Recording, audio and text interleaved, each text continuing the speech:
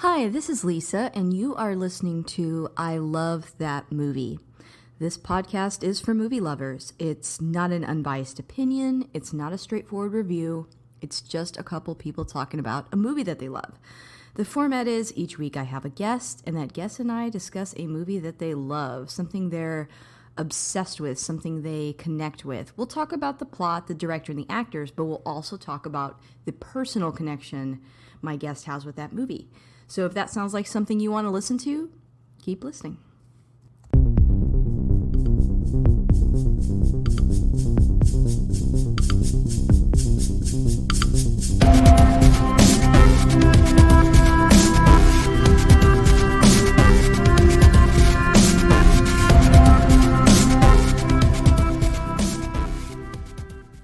Hey, this is Lisa, and you're listening to I Love That Movie. And if you're looking for me on Twitter, you can find me at ILTM Podcast. I'm also on Instagram at I Love That Movie Podcast, and we have a Patreon. The show is always free, but if you want to support us on there, you can.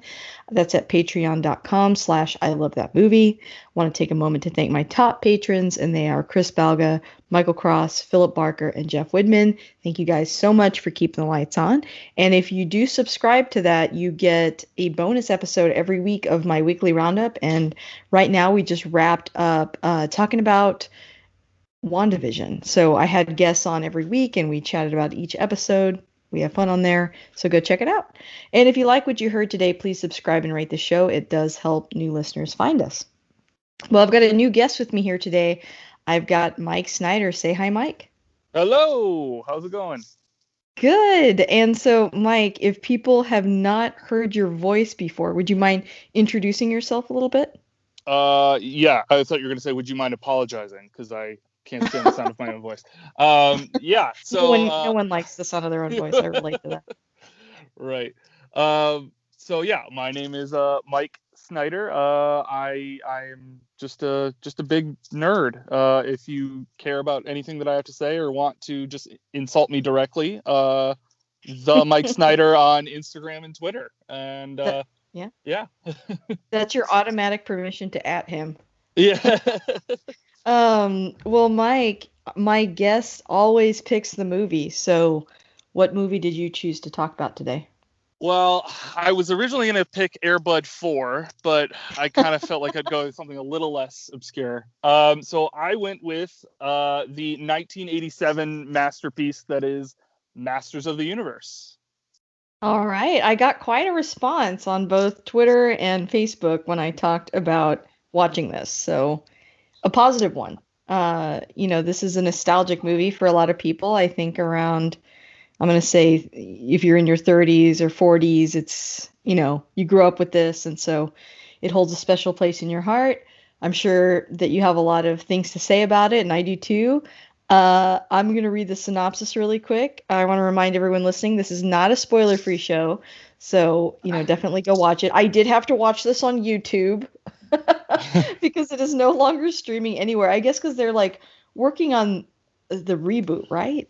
Well, there's a lot of stuff going on with the brand of Masters of the Universe right now. There's two completely different animated series that are coming to Netflix this year. There's a CG animated one that's focused at kids, and then there's a anime style one that Kevin Smith is show running. Okay. That's more for people my age that grew up with the original concept. And there's two different toy lines, and then they've been trying to get a movie going for the past couple of years, and they have the guy cast as He-Man, but that's it.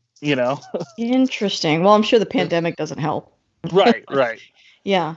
Well, okay. With all that said, if you don't want spoilers, go back and watch it and then come back. I just have, honestly, just 2 sentences about it because, or maybe even 1 sentence, because it's not a long, complicated plot. I want to jump into it. But basically, this is about the heroic warrior He-Man and his battle against the evil Lord Skeletor and his armies of darkness and trying to get control of Castle Grayskull. There's another part of this movie that's not mentioned there that we will get to, I'm sure. But I think most people are familiar with He-Man, so I don't think I have to give you too much background on that. I have to be 100% honest with you though and say that growing up I did not watch He-Man or She-Ra. So I am like a weird kid that was born in the 80s that didn't watch that stuff. But tell me about your childhood with He-Man and your experience with this movie.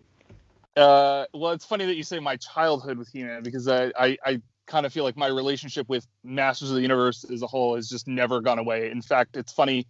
Today, That's fine.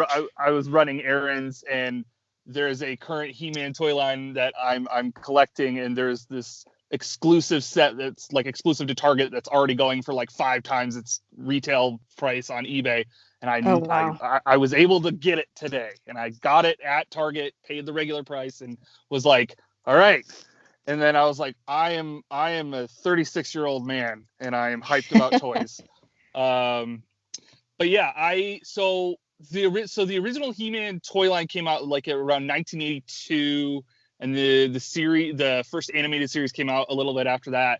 And so I was born a little bit after that, so I kind of but I still grew up with it, like with, because the show was still going and reruns, and the toy line went for a while. And so I was like super into it as a kid. Like He-Man and like Thundercats were like my 2 like shows, and all the different iterations of He-Man I was always kind of interested in. It's an interesting property because it's basically just like this weird pop culture melting pot, and it just steals from everything, because it's like he's this barbarian that's kind of like Conan, but then he also kind of has this hero's journey that's like Luke Skywalker, and then it's like sword and sorcery, but then there's tanks and lasers, and there's like it's just everything, and it's like, and there's no like set continuity. It's like, it's not like, like how like a lot of comic books, it's like everybody's like, well, no, this is how it's done. It's like, well, there's the comic books that came with the toys.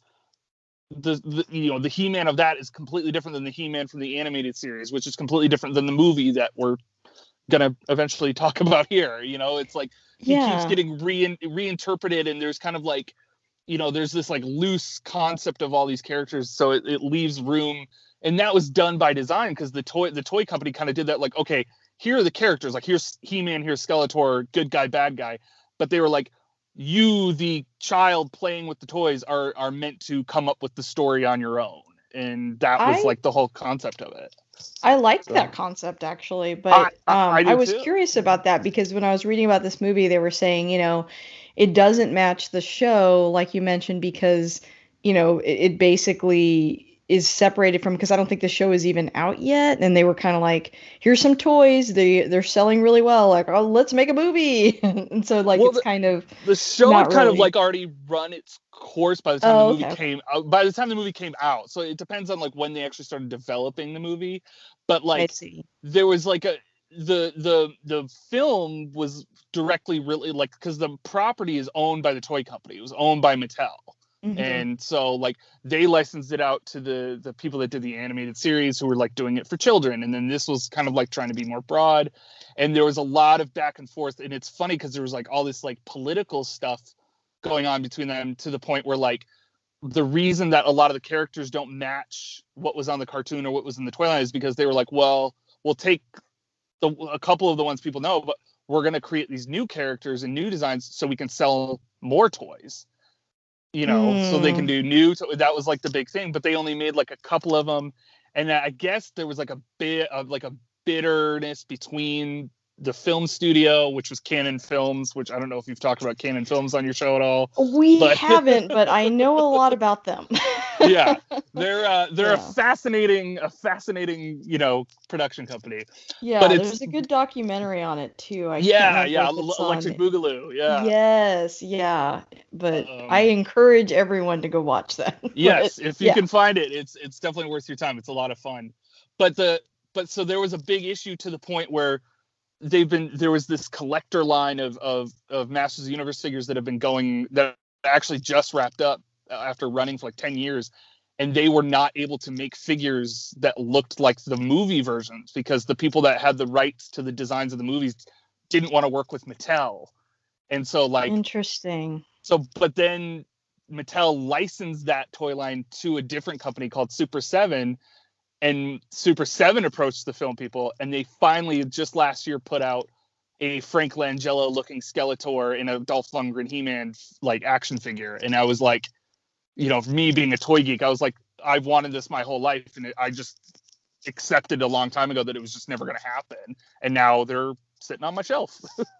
That's really cool. I love hearing all that. So we're kind of about the same age. Like I'm 37, so I'm assuming you were also like, I guess in 87 I would have been like 4 years old. So you're pretty little when this movie came out.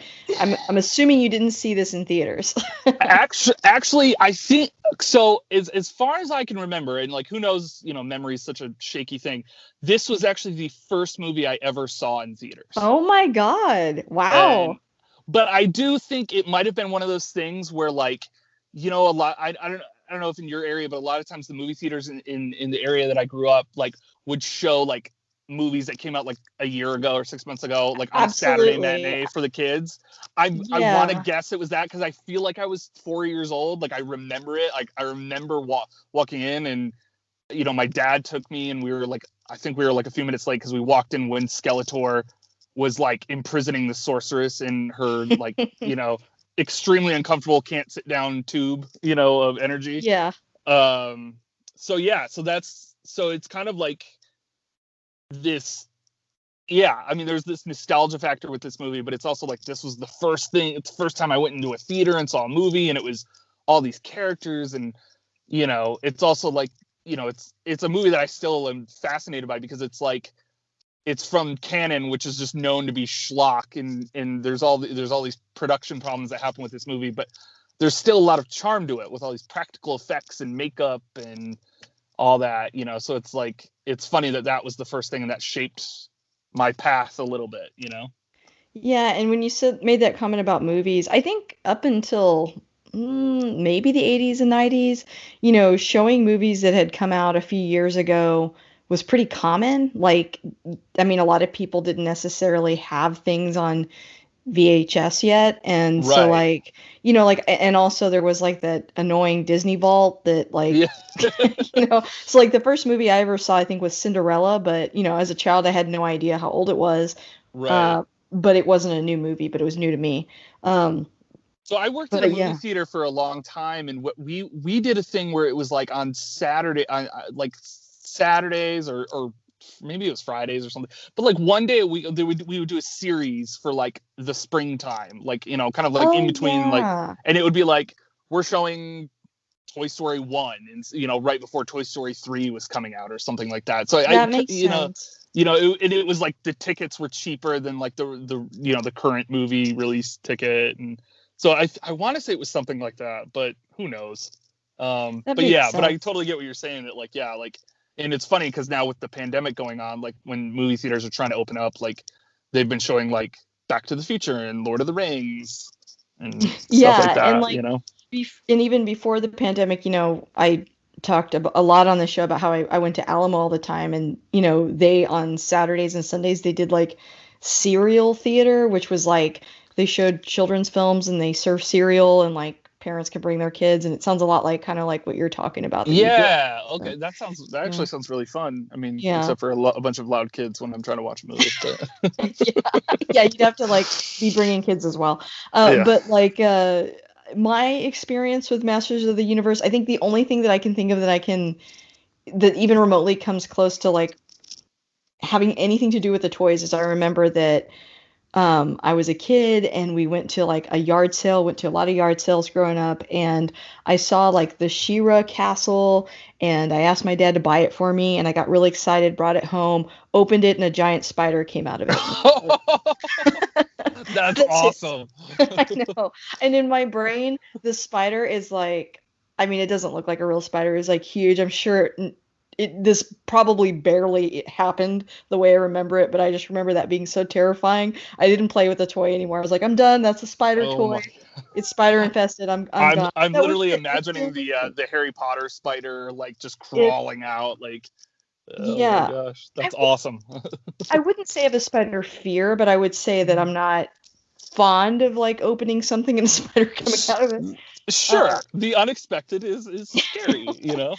But even since then, I haven't really like I started watching the newer She-Ra cartoon and I really liked it, but like that's like the closest I've gotten. So like you're talking to somebody that like weirdly grew up in the 80s and still has like no idea. So I'm like very interested to hear your thoughts and to dive into some of this. And I'm sure you're thinking like it's interesting to talk to somebody that doesn't know anything about this. Well, it's interesting because I've talked to a couple of people that don't know anything about like He-Man and Masters of the Universe, and it's funny because I'm from the like it's interesting for you because like you were around. Like I've talked to some people that just were like they missed it because it was already kind of like past its peak and when they were born. And it's like, but you were like around, you were like kind of the prime audience for She-Ra. You were the right age and everything. Weird. I don't know why that happened, but there's certain franchises like that like weren't in my field of vision. I was really focused, I guess, on Looney Tunes, the Care Bears, My Little Pony. I guess that's why, and maybe that my plate was just full. I don't know, Gotcha. But I really did not, experience it a lot. So, I learned a lot watching this movie and reading about it. Was this your first time watching the movie as well? Yes, I have. Oh wow! I'm like so excited now. I mean, I was excited before, but now I'm just like, it's like for me, it's like I haven't stopped watching the movie. Like it's like I've literally watched it at least once or twice a year for the past 30 years. Nice. Well, like for me, it's just so weird because I sat down to watch it, and as I'm watching it, I'm realizing I've never seen this. Because, sometimes you're like, well, it's been so long, I probably watched it at some point. But it's like, no, I know that I haven't seen it. So, I like I've told you before, I've watched some other like canon films, and I've, watched documentaries about it, heard some great How Did This Get Made episodes about it. So like I'm pretty familiar with some of this, and they may have even had an episode on this movie that I listened to. They did. I remember because they said I was pleasantly surprised by some of the things they said about it because it's a movie that I'm like, well, I don't know how much I can defend it because I'm coming from such like a different place than like somebody who would just randomly be watching it. But so I was ready for them to tear it apart a little more, and they were like, well, no, there's things about this that kind of work. And I actually I agree with them. When you compare this to something like Electric Boogaloo, bars on the floor, but and regardless, I actually enjoy both the Breakin' movies, but like this is better than that. I mean, you know what I mean? Like it's not as like it's not as bad as I expected. Just knowing the story of canon films, I was expecting something different than what I saw. So I was like pleasantly surprised. And it's funny because this movie specifically was like the last canon film, basically. Like they literally like bankrupted them, right? Well, yeah. So like, so some of the money from this movie was actually pulled away from Superman 4. And that's what Daniel Sanchez was talking about in the group. He's like, this ruined Superman 4. Yeah. Yeah. And like they literally like canon like tried to just shut down production, and the director had to be like, well, no, we don't have an ending, and they're like, sorry. And then the whole crew is like, well, if we're not getting paid, we're not working. He's like, hang on, we got to put. So that's why like the big climactic battle between He-Man and Skeletor at the end is all like no lighting except for like some dude in the back with like a flood lamp. And yes, and you saying that is reminding me of the How Did This Get Made episode because they talked about that. I remember that about it being okay.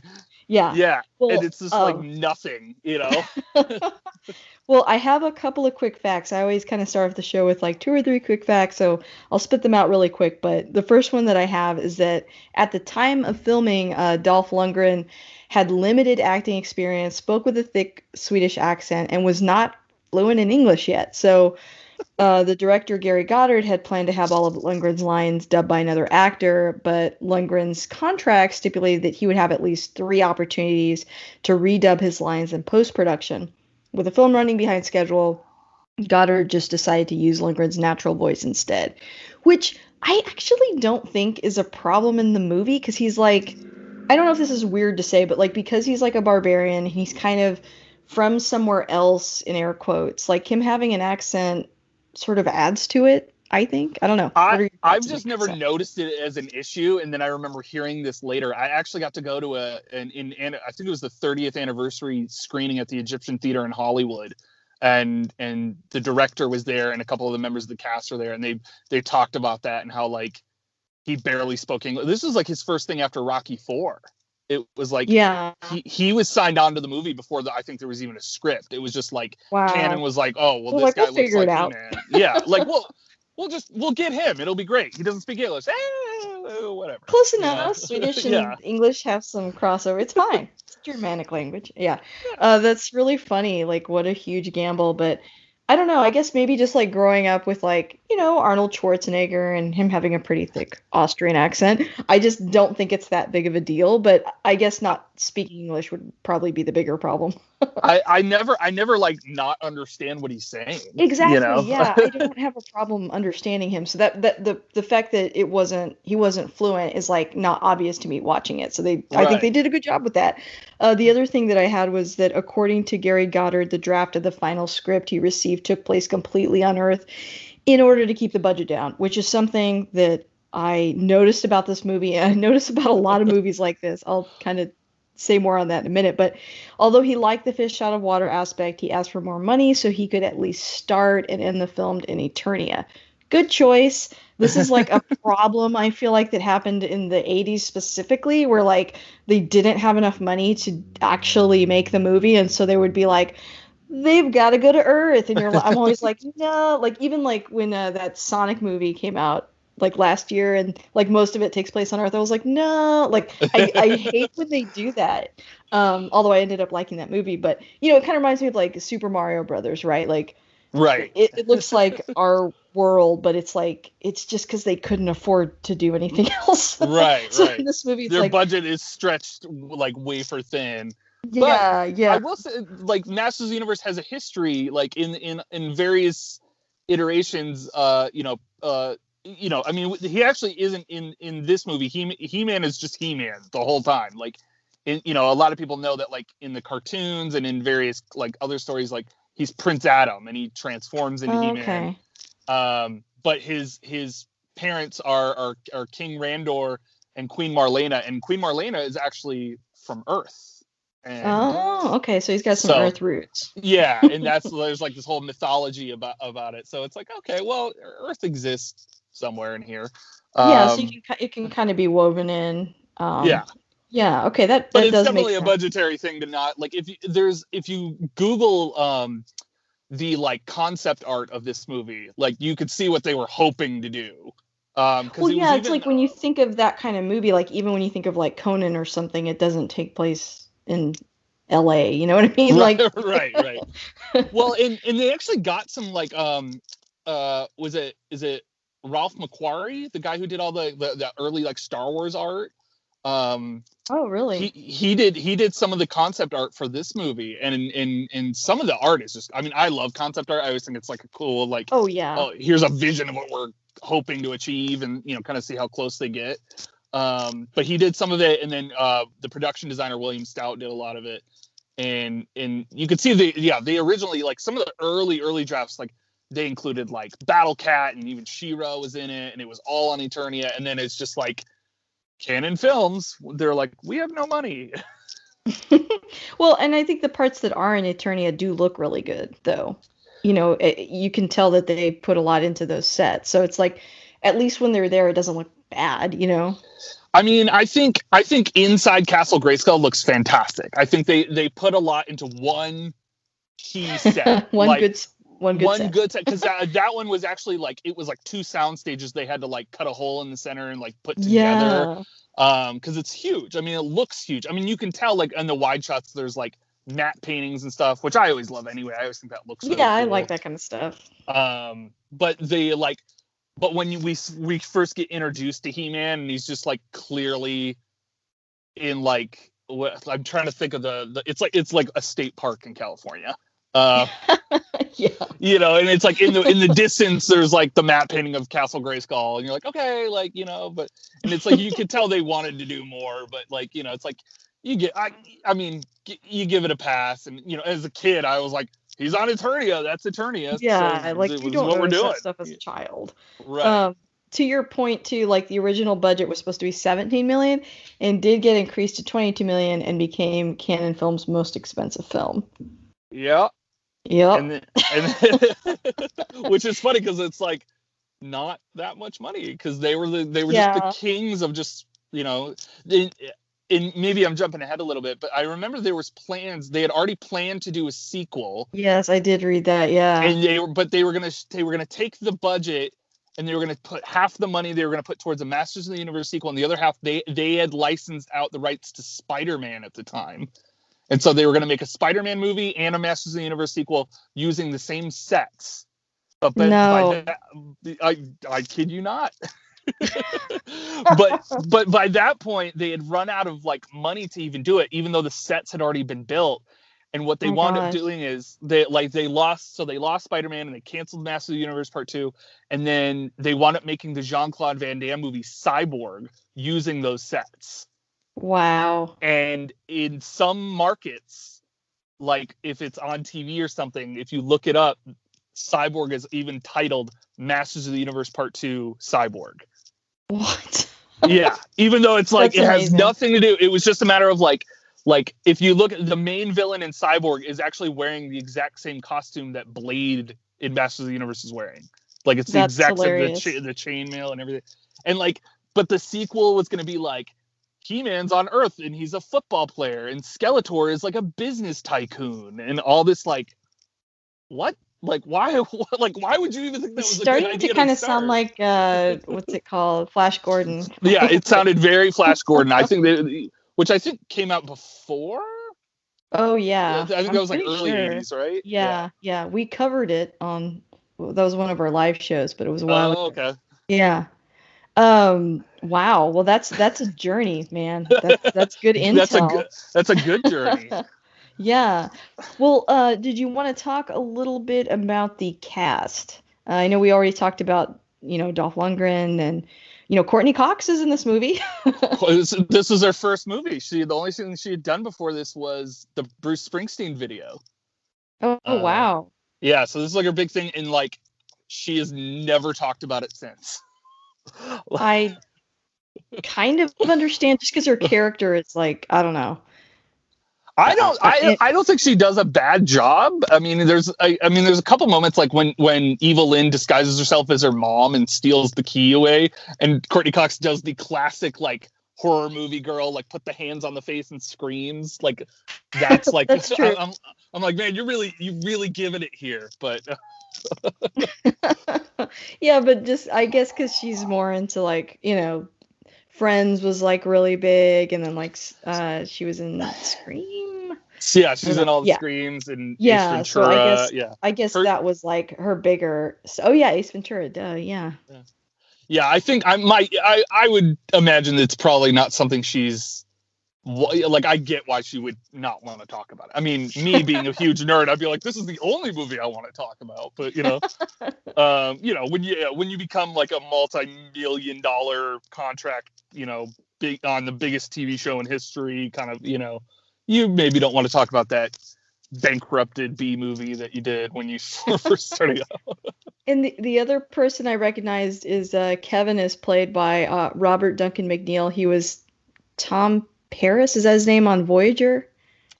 I didn't really watch Voyager, but I know he was on the show. Well, I couldn't remember his name because I didn't watch Voyager that much either. Yeah, Lieutenant Tom Paris. Yeah. But I was like, he looks really familiar. And then I was like, oh, okay. I couldn't quite place him because that's like the one Star Trek show that I didn't watch a lot of. But yeah, he was on that. So. Yeah, it's interesting that they both like are still working, like they had these like, true. Like this movie didn't tank their careers. Yeah, maybe it helped, exposure wise, like sure. Obviously got their names out there. Were there any other people in the cast that kind of stood out to you that you wanted to talk about a little bit? I mean, who's it? James Tolkien is Lubick. I mean, who's basically just like Principal Strickland with a gun. I know, that's so crazy. I was like, he's basically wearing the same outfit. Like, yeah. There's no difference between that, and then he's got that gun, and you're like, okay, yeah, this is just the same guy. Like, but it's like the same. Yeah. I think that's where I learned the term character actor. And I was like, he's this guy, but he's also in this movie, even though they're not related. I was like, oh, okay, now it makes sense. Also, I see a lot online, a lot of love to the Skeletor. You know, whether he's faithful or not, I think a lot of people feel like Frank Langella really. I mean, he didn't phone it in. Like he was very invested in being I Skeletor.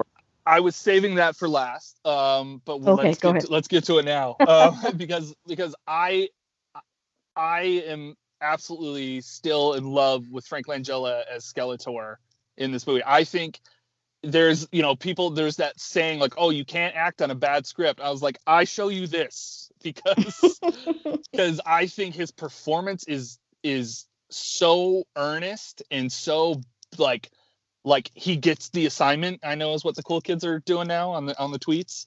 Like I think he just completely understands what his character is and what he's doing and what like how to do it. And I know Frank Langella like redid a lot of the dialogue himself, because he's like a very like accomplished stage actor. Like he played Dracula, he's done Shakespeare, like I mean he's done quite a few high profile films as well, but like I think right before this he had just wrapped up like an incredibly long stint playing Dracula, either on Broadway or in London. I can't remember where. And what's funny is that he still to this day says this is his most favorite film he's ever worked on. Oh, well, he got to do what he wanted to do. Maybe that's, he enjoyed the character. He wound up agreeing to do it because his son was a fan of the characters. Like his son like had cute. me into it. Yeah, so it's like you're coming into it like, oh, this will be a nice thing for my kid, but then to just give it the same amount of dedication that he would have if it were some Oscar type film, I think I think it shows through. I mean, and the fact that he's even if he were phoning it in, he's still an incredible actor. But there's a documentary on Netflix. It's like a feature-length documentary about Masters of the Universe. It's called Powers of Grayskull, and it came out not that long ago, like only a few years ago.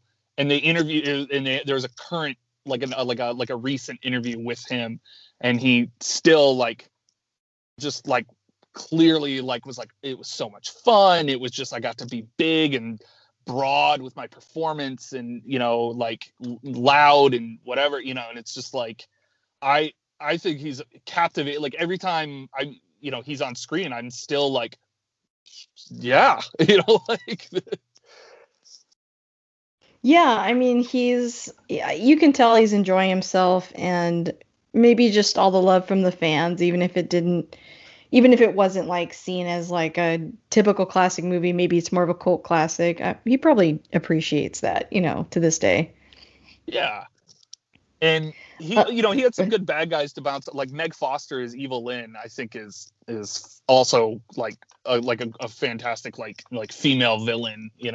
Yeah, I thought she was really good, and didn't she like the outfit she's wearing? It's like super heavy, like bruised her groin because it's like. I was like, that sounds. She like almost terrible. Cracked her ribs or something like that. Oh my god. Yeah. But she's an interesting performer. Like she's got those eyes that are just like not human. Like she has like she said these, like feline... people kept hiring her because of them. Yeah. They save money on effects because her eyes are spooky. Yeah, and like she said something like her costume was uncomfortable, but it helped with her performance, which like I don't think a lot of actors would have that positive of a view of being uncomfortable for hours. So cheers to her. Like really it's neat. dedication. Yeah. And she's she's still out there doing stuff. A couple of years ago, she was in the Rob Zombie film Lords of Salem. She was one of the elder witches, and imagine those eyes, and she's a little bit older now, so she's playing an older creepy witch, and it's pretty scary stuff. Yeah. Oh yeah, and she was in They Live, which I love also. Yeah. Very cool. Well, is that everyone in the cast that you wanted to cover? Do you want to dive into some scenes in the movie, or? I mean, I feel like we shouldn't skip over Gwildor. Oh, okay, yeah, definitely not. Sorry about that. Sorry, Gwildor. Billy Barty as Gwildor is just, he's a controversial character because he's essentially was created for the movie because they couldn't afford to do the visual effects of Orko, who is a similar type of character from the animated series, who is just like literally like a purple floating creature, like a jester creature. Yeah, I was watching like the honest trailer about this, and they're like, why couldn't they just paint him blue and like That's funny. Yeah, I was wondering that watching it. I was like, I don't think I've ever seen that character before. So No, that makes yeah. sense. Yeah. but Billy Barty does a good job being, he played a lot of those characters. He was like the wizard in Willow, and I think it's kind of one of those like 80s shticks of like, if you were a small person, like you're gonna do a lot of Hobbit like characters in fantasy films, Right. So. Yeah, and he had a pretty big role in the movie, so. Yeah, he's he's almost kind of the whole plot device because he creates the cosmic key, Yep. Well, did you want to talk about some of your favorite scenes from the movie? I think we should. Yeah. You're the new one though. I want to hear what some of your favorite scenes are. Okay. Let's see. So let me think about this. I liked. Well, okay. So I know. So clue me in on this. The little ragtag team of, the little dude, and then there's a woman and her dad, right? Yeah. So there's okay. Remember, I've only seen this once, so even though I just watched it, I'm not. It's funny because I knew exactly what you were talking about, though. It's like there's the dude and the thing. Okay, got it. I like the chemistry between that little crew. It just feels so random because it's like you've got He-Man, and then his crew is like I wasn't totally sure. I know they're all from like Eternia, I guess, but I wasn't totally understanding all their connections. But I liked when they're like in the real world and the dad is like looking for food, and then they eat that meat, and then it's like ribs, and then he's like, these are ribs and she's like, of an animal, and he's like, yeah, and she's like, oh, this is a barbaric place. It makes me wonder, like, what do Eternians eat? Like, I guess they're vegan. I don't know. Are they all vegan? Because like we never see any Eternian food.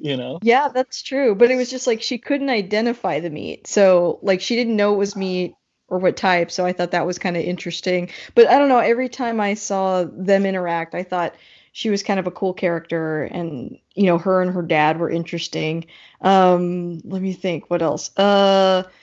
So the teenage relationship was interesting too. So I guess to kind of try to make this again be on Earth, they that Key is sent over here by accident or something, and then the main character takes it to his friend, and I like the line where he's like, I think this is from Japan, and it's it's like I'm having such a hard time now just like imagining things from Japan seeming that like what Japanese synthesizer has like extremely sharp prongs and and like it's like it's not a practical instrument. It doesn't lay flat for you to hit the keys. It's like this it looks like a futuristic power drill, and then it shoots lights up top and but he takes it to his friend that has like this store, and he's like, oh, this is really cool. He's like, look what it can do, and he's like, wow, and like I don't know, I just found like all that stuff kind of fun. Yeah, it's nobody's like too weirded out by it. They're all like, oh, this is neat. They don't say, wow, this is like alien technology. They're like, it's Japanese and it's an instrument. So they just accept it. They're like, all right, cool. Yeah. So I think those were like the two that like stood out most to me. Oh man, so you're all about the Earth moments. Yeah, yes, when the Earth moments were probably the ones that stood out the most, or just for whatever reason like caught my eye the most. Oh, that's great. Yeah, so the female character is Tila, and then she's the daughter of Duncan, who's also known as Man at Arms. He's like kind of like the top guard of like the good guy palace. But in the various storylines, Tila is actually like a clone of the sorceress, and she gets adopted by Man-at-Arms, and so there's all these like completely untouched things in this movie where it's just like I feel like the actress that plays Tila does a good job, but she also doesn't really get to, doesn't have much of an arc. She's kind of just, there. She's like a buddy. Yeah. Yeah, exactly. She's supportive, but it's like, yep. I don't really understand her connection. And she kicks that ass. Much. Like she does a good job. Guns, Yeah, for sure. What are some of your favorite scenes? Since you're the one the expert, like tell us. I have a PhD in Masters of the Universe. No, I mean, like you have a Masters in Masters. There you go. Like I said, it's interesting because it's like, yeah, okay, so we have Dolph Lundgren as He-Man, and like we were saying, like he doesn't really have like good English, and so they actually like. They cast Frank Langella, who's this huge name, actor, and like has won several awards for acting. And then you get Dolph Lundgren, who can barely speak English. So it's really, if you look at the movie, Skeletor is more the main character. Like it's a movie that's kind of done from the villain's perspective more. Like we see Skeletor go through a lot more change than He-Man. He-Man's kind of the same all the way through. Sure. Yeah. And Skeletor is. Basically, it's his quest for power, and then he gets to turn into God Skeletor with his Jack Kirby looking helmet and everything. And yeah, like I said, anytime that Skeletor is on screen, and he has a lot of monologues, where it's like when even that opening scene when he first comes into the castle, and he's just like. The march of the music and the camera's kind of following his feet, and you can hear the stomping of his staff, and just like he's just like, I've won, and it's that like, oh, we're starting off with the bad guy winning, like, oh, this is not good. But other like I'm trying to like focus my like what are good scenes, because I'm like, I like the whole thing. Yeah, that's fine too, no worries. But like, what part always kind of creeped me out was when the bad guys take the portal into the high school, and they just rough up the custodian guy who's like, hey, you kids can't be in here. They just like chuck him across. Like that's like, ooh, this is pretty hardcore, guys. Like, what are we doing here? He's like, you kids aren't supposed to be in. Yeah, just like chucks him through the door and. It's like, I just work here. Yeah. Yeah. I was like, the guy makes minimum wage. Leave him be. The detective guy with the gun, he's very brave in a lot of these situations. I like how he's like, he thinks like he can just take them on with his pistol and his like shotgun. Like he's like, do you have a gun? And I'm like, okay, if I saw like creatures from like another universe or wherever they're from, I wouldn't be like, oh, I'm sure we can take care of this with a firearm. Like, one firearm. And then when he busts in on him at the end, when they're redoing the key to get themselves back to eternity, and he walks it, and he, and they're like, stop, and he gets transported with them. It's like, you literally just got transported to another planet where there are like a demon-faced dude is there with like hundreds and hundreds of stormtroopers, and you got a shotgun that's got like 10 rounds in it, like, and he's still just like, like taking them all down. Like somebody fires a laser at him, and he's like, hey, nobody takes hot shots at Lubick, Yeah, he's a very brave person. Yeah, I thought that was pretty funny. That, and then, okay, so. Oh man, I think it's jumping to the end too much. I'll wait. I can wait till we get to the end because I have thoughts on the airplane situation. Because yeah, that okay. There's that. Yeah, and also like, so Julie gets attacked at the school because they're looking for the key, and then she runs out, and then so the high school is basically right next to like. Some weird industrial like. I thought that too. I was like, where are they? It seems like now they're in downtown. Yeah, and there's like this giant pizza logo. Yeah, and there's this one shot that like has always struck me a little funny because it's a very like well framed like shot, but it makes almost no sense. It's when Blade, one of the four like mercenaries that are clearly like an homage to like the bounty hunters of Empire Strikes Back. He's like walking and he's like, she's over here, this way. But then it's like as he's saying it, he literally turns in the exact opposite direction. And it's always what I meant this way. Yeah, it's like, I don't think you know where you're going, dude. And then she sees like her mother, right? That's the scene that you're talking about, where she thinks she sees her mom, that convinces her to give them that key. Yeah, I'm jumping too far ahead. The cosmic key. Yeah, and it turns out it's Evelyn disguised, because they figure out that her mom died, because when they go to the house to like interrogate Kevin, they get the newspaper clipping about her parents dying, and that's where I'm like, can Eternians read English? They can read. Like, oh, here's a newspaper. This could be helpful. Yeah, like, oh, got the old Gazette here, and yeah. Well, and also it's like classic movie trope, right? Like if somebody died and then they appear in front of you, they're evil. You got to question that. Yeah. She fell for it. Yeah, but she went right for it. She's like, hey, they're what's like, up? I need that key for some reason, and she's like, that makes sense to me. I'll go get it. Fine.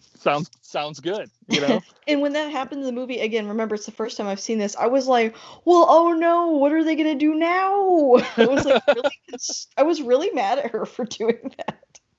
Yeah, it's a pretty selfish move, Courtney Cox. Like, what were you thinking, you know? It didn't make a lot of sense. You had to sneak it out of there, and then it was like, oh crap. Now they have it. How are they going to get that back? I was like not sure where the movie was going to go from that point. But they got it. But then Skeletor fried it on the roof. Yep.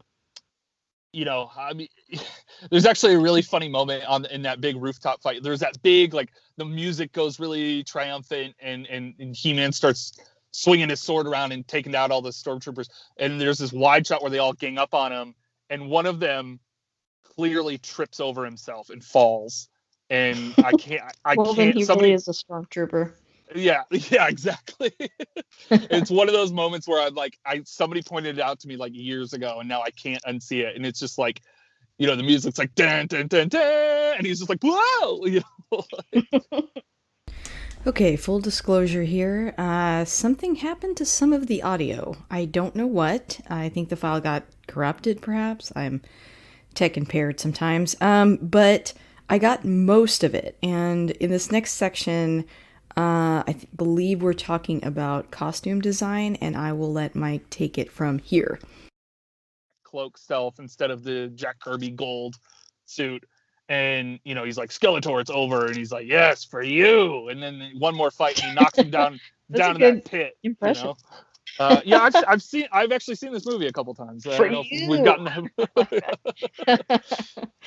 so he knocks him down into that pit, right? That's basically like identical to like how the Emperor dies in Return of the Jedi. And so you see it's all red, all like it looks red, and who knows what's going down in that pit. So the credits play, and there's this red bubbling liquid, and Skeletor's head pops up without the cloak, and his skull is kind of turned green from probably the red dye or whatever, you know, like whatever reason. He pops up and looks right at the camera and says, "I'll be back." And it freeze frames, and basically they're like, you know, it's the one, hey, didn't the Terminator already have this line? And two, let's tease a sequel that we will never make, you know? Oh man, what a bummer. Yeah, you're probably like, oh, it's coming any day now. yeah. I was like, oh, he said it. He said he's coming back. That means there's gonna be another. But what's funny is that so this movie was produced by Edward R. Pressman, who has produced quite a bit of movies. He did like The Crow. I want to say he was also one of the producers on like Conan. Just one of those guys that's like produced a bunch of stuff. But he also produced the Jean-Claude Van Damme Street Fighter movie. With Raul Julia, which also has a post-credit scene that is almost identical. Interesting. Where Bison's hand pops up out of the ground and triggers his remote control thingy that he had throughout the movie. And it's like, world domination continues, blah, blah, blah. And it's like setting up a sequel. And it's like, but like they shot that after they did principal photography on that movie, and Raul Julia had died by that point. So like they're teasing the return of a character that cannot be played by the same actor. Yeah, he had like a heart condition, right? He was super sick when they were shooting that movie. Like he had to wear like a padded suit sometimes because he had deteriorated so much. I think he had cancer. Okay. So he was like going through chemo or something when it was filming, Because obviously I loved him in the Addams Family movies, and I remember my dad telling me, but obviously he didn't know. He was like, he said something like he lost too much weight for a role, and then it was too hard on his heart, and then he died. But I think that's just something he heard. Yeah, I mean, it could be right. I'm not 100% sure, but I remember he like wasn't doing well when he was shooting that movie, and I like everybody talked about how he never complained on set and always brought his A game, even though he like physically was like struggling. Yeah. Have you done that movie for your show? No, I would love to do that movie. That one I have seen. That's another. I kind of grouped that movie with this movie in the like. I don't think I can defend it, but I find it incredibly watchable. Yeah, that's enough. I mean, so okay. And going back to this movie, since you jumped to the end credit scene, I feel like I can talk about this now. I don't know why I'm so obsessed with this plot point, but so Courtney Cox, her parents, she blames herself because she told her parents she was studying, and so then they got on an airplane, which I'm like, la-di-da, like that's... These rich people, their problems. Yeah, I've never told my parents I'm busy, and they're like, I guess we'll just fly our private jet somewhere then. It's like, oh, nice. So they wanted to go to the beach with her, but she said she was going to study, but really what she was going to do was go hang out with her boyfriend. And so they took their plane and went to Catalina, Yeah. Well, we'll just take the jet to Catalina then. Yeah. But yeah, and so she blames herself, even though she didn't do anything wrong. She just hung out with her boyfriend. It was, an accident. But I guess as like a little reward for their good deeds, she gets plopped back in time to right this wrong, which I thought was a really interesting way to end it. But she gets to talk them out of it, and it made me feel better. Like, it genuinely, I was like, oh, good. She threw the keys to their airplane away, which I feel is problematic. Like, that's expensive, but if it works and they live, then they'll be grateful, I suppose. Yep. I was like, well, you can get a locksmith, you can get a new key, but you can't get new parents, So. Yeah, and maybe they shouldn't fly. Maybe that's not their thing. Yeah. She should encourage them to sell that airplane, or she's gonna have to, go back again. But yeah, so she does that, and then she's like, my boyfriend's here, and and they have this weird moment where they're like, They're like, do you know? And they're like, I do. And so were we high? Did we did that happen? Do you remember a big buff Swedish guy and a big skeleton fighting? And they accept this new reality very quickly that they're like 2 years in the past, I guess. Yeah. They're just like, all right, we gotta redo senior year all over again. Gosh, Yeah. They get to work on their relationship. She's got her parents back, so it all worked out. I don't know why, but it made me feel better. I was like, oh, good, that's good. I felt bad for her about her parents and this relationship going poorly. But she kind of forgot about it, because it's like literally Gwildor's like, do you want me to send you somewhere else? I'll send you to the past, the future, wherever you guys want to go. And they're like, no, we should get home. And then they start walking through the portal, and at the very last minute, she starts yelling. She's like, "Wait, let me save my parents!" And like, what a dummy. And like, that portal's loud and the wind's blowing. Like, how did he really hear that, or did he? It's like, maybe he was like, they're dumb, I'll just send it back where I think they should go. He thought about it already. Like, he was thinking about when he put all those little bows in his crazy hair, that he had at the end. Like, yeah, notice how like everybody in that last scene, like He-Man's armor's all like gold and glistening again, and it's like, again, those were their little bennies for doing the right thing. Yeah. Everyone got like a little goodbye present, It's like at the end of Star Wars when they all get medals. It's just like, except Chewie. Yeah, exactly. in this one, Chewie's man at arms. He's still in his like dirty like soldier uniform and with his mustache. They should have given him just like a bag of ribs or something to take Chewie. Yeah. And it's like they do this like final goodbye. It's like, well, you have the key. You guys can bounce back and forth all you want now that you know the coordinates and you don't have to deal with Skeletor trying to kill you. I mean, like, why are we saying? Yeah. And aren't they going to go back to the same place? Because they all, like, at least He-Man and Teela and her dad. Yeah. And, you know, so go back and have ribs once in a while at Robbie's Ribs. Just pop over. Oh. That might be why my husband ate ribs today. I'm just realizing that. I watched this yesterday. I don't know. Maybe. Oh, that's funny. Yeah. But yeah. Well, like I said, I had fun watching it for sure. It reminded me a lot of like because it's one of those movies that's like, yeah, like how like for me it's like the amount of memories I have, like I have the distinct memory of it being the first movie I ever saw in theaters. I remember like hanging out at my dad's and like, this sounds terrible, but playing with his tools, pretending they were like power swords and havoc staffs, and you know, which was like, that sounds incredibly dangerous, but it wasn't. You know, and I'm like still a fan. Like I still read like the comic books and the, you know, I'm excited about the new cartoon show that's coming, and I'm still buying like the toys and stuff. So like, I'm gonna love this movie till the day I die. But it's like, you as somebody who's never really partaken in anything of the brand of Masters of the Universe, like the fact that you were able to watch it now and kind of enjoy it on its terms, you know, is cool. And I relate to that in the sense that like for me those kind of movies are like, I remember getting older and realizing that people exist that didn't like Hook or The Goonies, and I'm like, no, those are really good movies, like amazing movies. And they're like, no, it's bad. And I'm like, what? And then I had to go back and watch it, and I still can't agree. Yeah. I'm like too brainwashed by those films. Yeah, like, yeah, you're it's too impossible. But that's the thing about movies that I think is so great, is that like, even if it's a movie you see for the first time, like you're so much of a movie is about what you bring to it. You know, true. Like it's you know, like there's certain movies and certain properties. Like I'm a huge Terminator fan, so even like the worst Terminator movie, I still can enjoy because I love that franchise, and I have so much like history, like growing up and watching the first two as a kid, and like having the toys and like watching them with my dad, and you know, like stuff like that. So it's like, it's always going to be a little bit exciting when they do a new one, even if it doesn't turn out like as good as the first two, because it's impossible to top those in my opinion, you know. And it's like I want a new Masters of the Universe movie. I'm excited. I think it's a property that, like, you know, like obviously Canon Films is not a film company that could do what the full extent of what this concept is capable of. Like, so I feel like, you know, I think the plan is right now, I think Sony has the license, but they're giving it to Netflix for the shows and also for a potential feature.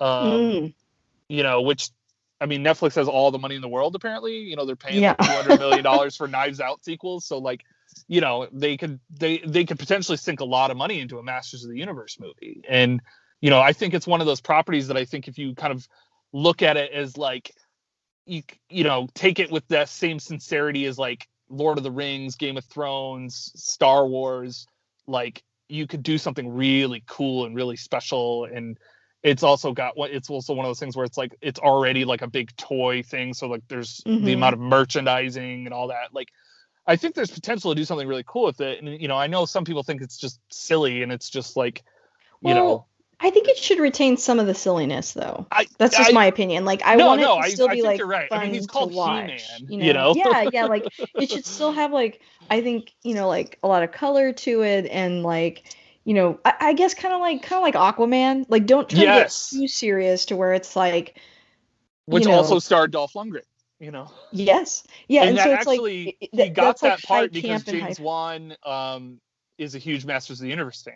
Oh, well, you can see that in that movie. Yep. Yeah, for sure. And like that was successful and good and enjoyable. Like I hope it's kind of like that. Like I'm cool with it being like a little bit more grounded in the sense that like it does take place in Eternia, and we get more of the characters that fans are familiar with. All that stuff, you know, thumbs up. But just like don't make it like too serious to where it's like, because it's like a fantastical plot. Like we should absolutely. Yeah, I think it's one of those things where it's like you can be earnest and sincere about it, but like don't try and make it like The Dark Knight, like, which is, like, where it's just like, we're so rooted in this like intense reality that it's like, no, like it should be very colorful, like, like half the characters concept are, art is even pretty colorful. yeah, and I it's, can see that on IMDb. oh yeah, and it's like, but it's like half the characters are blue and purple, and like, and it's like, run towards that, embrace Yes. embrace Yeah. that craziness, because that's part of what makes it what it is, and Right. but Because you it can is still kind of like tell you said, a lot of different genres in one thing. yeah, it's, And I that's mean, part of it's the appeal, is like intentionally, that it's fantasy but science fiction, and yeah, I like that. So well, and a lot of people have a lot of affection for this movie, and they call back to it a lot when people tend to bring up like Jack Kirby's like New Gods or Fourth World from Mhm. DC Comics. If you read like the early like New Gods comics, like the plot is very similar to what this movie is. It's like there's this war between, like these two factions on this distant planet, and then they have to come to Earth, and they bring their war with them, and they have to like, but that's actually how the toy line even started out. Like some of the early designs were for a Fourth World New Gods toy line that Mattel was going to do that never wound up getting made, and then they just started taking those ideas and creating their own ideas and their own characters out of them. Like there's this character in the toy line called Zodak who flies around in this hover chair that's very much like Metron from New Gods. And so, Oh. it started out there. A lot of people think it started out as like it was going to be a Conan line, but it actually wasn't. That's kind of weird. So yeah, it's one of those. It borrows from every bit of pop culture, and like each iteration kind of borrows something else. And so like it's kind of this like unlimited potential of like just be big and loud and wacky and weird. Yeah, that sounds really fun. I Yeah. seriously feel like I've learned a lot about He-Man. I had no idea about, so I'm gonna have to Well, go now watch like now some you're of the ready cartoons for now. yeah. Well, and there's the new cartoons are coming out sometime this year, so Yeah, yeah, I should be kept the excited to news check it kind of out. yeah, the news kind of kept popping up when I was looking at it. Well, is there anything else that we haven't covered yet that you wanted to cover? I'm sure there's Um, I mean, I know that's a tough question. Like you're like, yeah, how I much know. I time was do you thinking, I was have? like, we could do like three more of these, and I feel like I'd keep talking about it. Yeah, it's a silly movie. It's a silly property in general, but it's got a special place in my heart, and I think, again, just going back to Frank Langella, like even with that prosthetic face, is able to, convey a lot of emotion and stuff, and so it's worth watching just for that alone. Like like it's definitely a product of its time. It's 80s. One thing to call out is the poster had artwork by Drew Struzan, who did like all the big Star Wars and Indiana Jones posters and stuff. He did Oh the wow. Masters of the Universe poster, and it's funny because on the VHS box it even said on the bottom, it's like the Star Wars of the 80s, and I was always like, yeah, but Empire and Jedi came out in the 80s, so isn't Star Wars the Star Wars of the 80s? It's like, I mean, okay, cool, but Okay, sure. yeah, That's funny. it's just a fascinating movie because it's one of those things where it's like it was trying to catch on this brand that was making tons of money, and then came out just as it was starting to not make money, and it came from a Mhm. studio that was literally hemorrhaging money. Yeah, like the second The those two brothers bought that studio, it really, yeah, again, people should watch that documentary. It is a wild ride. yeah, and they interviewed like Dolph Lundgren, I think, in that documentary, if I remember right. Mm. Um, because he was even kind of like, sure, I'll do this. It's just one of those. But it's funny because it's one of those movies that's kind of like they're behind the scenes. There's a lot of stuff going on that had nothing to do with the movie, and they're just trying to do the best they can. But Yeah. because I was at the right age, the right time, the right fan, like it's like, and there's plenty of people that are like me that it's like still just like, you know what, this movie's fun. It's silly and it's weird and it's clunky and it doesn't always make sense, but it's fun, and that's what movies are supposed to be sometimes. I mean, I've seen a lot of sci-fi camp that tried to capitalize off of the popularity of Star Wars that is like literally unwatchable, and I don't think this is that. So that's my plug for sure. There you go. You kind of already summed this up a little bit, but just I guess like if you had to say it like in a sentence, what about this film like keeps you coming back to it? Why do you think you've seen it so many times? I think it's definitely like a comfort food movie. Like it's, like it's just one of those things. It's that mix of nostalgia and memories of my childhood, and but it's also like, even though it's like a cheaply made movie and they ran out of money and stuff, there's still like, it's like, Skeletor's not a CGI creation. He's an actor under a lot of makeup, A and lot of stuff looks good. I mean, yeah, like, it's the production design on it's very good, yeah, considering what their limitations too, and the acting's good. Like, the acting isn't bad. And when you see something like this, where you hear this like story behind it, where it's like they're running out of money, it's Canon Films, like, it doesn't really affect the movie aesthetically. And also, like you said, the story may have some problems, but the actors do a good job and they're not phoning it in, which is like yeah. huge, So like, I Everybody's think trying that their kind of best. propels it forward. Yeah, they're doing their best. But And it's it's like, funny it that you said, shows. Yeah. it's funny that you said the story, like bringing up the story, is that there's a video that somebody put out a couple years ago that cracked me up, because they did a whole series of these where they said this movie is actually just this movie, and they did one that was the Marvel's The Avengers, like the first Avengers movie, is actually just Masters of the Universe, and they literally go down like beat for beat of why these two movies are exactly the same, which it cracks I me up gotta because, watch like, that. at the time, the Avengers made like $1 billion, and like, but it starts out with basically saying the Tesseract is the exact same thing as the Cosmic Key, is that they're both like the MacGuffin of their movie, and Oh, for they, sure. and but then they compared like Loki to Skeletor, and it was like one of those things where I was like, they're being funny, like they're trying to make a joke, and they're not like being too insulting. They're just having a good time. But I was like, yeah, but you're also making a lot of valid points here. Yeah, I mean, there's some truth to that. I have to watch that. That's really funny. Yeah. What's your like elevator pitch? Like, pretend like you had to talk me into watching the movie, or you're pitching the movie to me. Like, how do you pitch this to someone that may not have seen it before? There are people like me that haven't seen it before. Yeah. I would do it in a personal way, where I would pitch it of like, this movie was my starting point. Yeah. And because most of the people that I talk to, they wind up talking to me and they realize that I'm obsessed with movies. I'm currently, if you follow me on Twitter, I'm logging every single film I'm watching in the year 2021, and I'm already about to hit like 200 movies. Oh my God, impressive. Yeah, well, thanks pandemic for not a lot of work.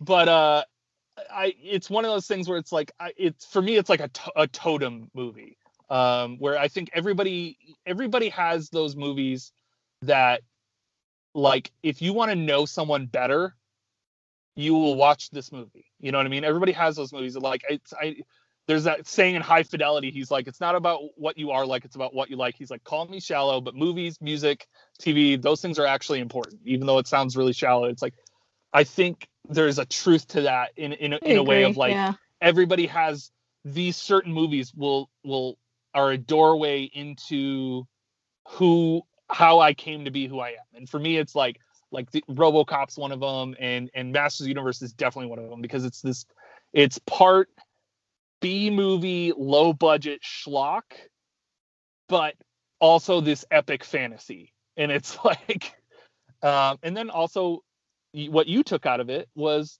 teen drama, I know, I was really focused on that for some reason. But they put that in there because they knew that part would speak to me. There you go. Like, but that's right there. The fact that you and I are having this conversation, and you and I are getting completely different experiences out of the exact same movie. It's not like you saw a different version and I saw. It's like we watched the exact same movie, and we got something different out of it. And I feel like I've completely run away from your elevator pitch. No, you're fine. But yeah, I think I would for say, me personally, it's a doorway for me. Yeah, and for me, like, I think for whatever reason, like I said, I never grew up really watching this, but the second I mentioned it on the internet, everyone was freaking out, like so excited. Definitely made me want to watch it more. So, I mean, I think, it's a nostalgic movie for a lot of people. And you're getting to see that. I think, I don't know, it's like there's some touchstone movies that like represent certain eras, and I definitely, after seeing this, think it does. It made me want to like watch, Never Ending Story again, and like just Yep. like a lot. Fantasy was big, and I feel like Yeah. fantasy is kind of about to come back quite a bit, Well, especially with Marvel going into magic more and stuff. Yeah, that's a fair point. But there was something about 80s fantasy, because it was all like, like rear projection and practical effects and Yeah, and, true, and true, matte true. paintings. There was just the artistry of doing like a fantasy movie in that time. It's never looked like that again. Very Like there's true. been great fantasy since then. I mean, like, I think the Lord of the Rings trilogy is one of the greatest achievements in all of cinema and is required viewing if you're a movie fan, in my opinion. But it's still, and it was also, I think that series was made at this perfect time where CGI and digital effects had come to a point where they could be really convincing and used as a good tool. But Peter Jackson also used guys in suits and makeup and made In New real Zealand. things. Yeah, Yeah. in New Zealand and Weta, and all that. And so that was like a perfect time to make that. But that still, as great as it is, still doesn't look like Willow, Neverending Story, Masters of the Universe. It I still doesn't agree. have that there's and you just can't. And it's not, and that's Yeah. not even a discredit against any movie made after. It's just that, like, there's something about the era that movies are made in that stick to it. Hmm. And I I think do the think 80s things and ebb and fantasy flow are that. though. So I think things we may start to see things get really colorful and magical again soon. Because I I I think things welcome it. happen in waves. Like, like we'll have like this really big sci-fi kick for a while and everything is sci-fi and everything is really serious or everything's really grounded and then things get fantastical again. Like I think that happens in cinema where there's different like, you know, like what Marvel does where there's different waves of like, Sure. you know. So Yeah, for phases, yeah. they'll definitely circle back, and I hope those movies do well. And I welcome all of them. I always want more of them, but Yeah. it's still never gonna look exactly how it did in the 80s when they had, I get that. you Yeah. know what I mean? Like, that's Yeah, where it's got its own thing. Yeah. yeah. And I'm always gonna love that. And I feel like I've seen most of them. If people are listening and want to make suggestions on other movies of that nature, to The only watch, one I can think of that Nick and I sometimes watch that it's not the same as this movie, but like I guess like made maybe around this time and is sci-fi and fantasy and like kind of weird is like Krull. Crawl. Okay. Yeah. Yeah. Yeah, there's Crawl, The and there was like world of Krull. Legend and Dragon Yeah. Slayer. Yeah, like all those Yeah. movies. It's just fun. It's just Yeah, fun, it's and fun. and it was, yeah, a lot of times it was style over substance, but like sometimes that's all you need. Yeah, agreed. Agreed. Well, Mike, this is a really good conversation. I would say an education, and I feel like I am also becoming a master of the universe. But thank you so much for coming on. You're definitely going to have to come back again. Maybe we'll talk Street Fighter or whatever else you want to discuss. But happy to have you back soon. Thanks for having me. This was like tons of fun. I like really enjoyed this.